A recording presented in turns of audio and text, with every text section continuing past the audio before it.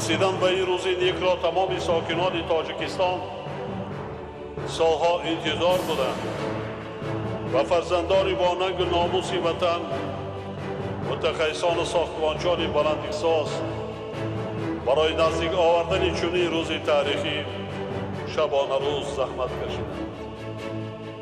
یعنی امروز روزی روشنی و نور برای رسیدن به آرمان‌های ملی و فردای درخشان تاجیکستان عزیزمان می‌باشد.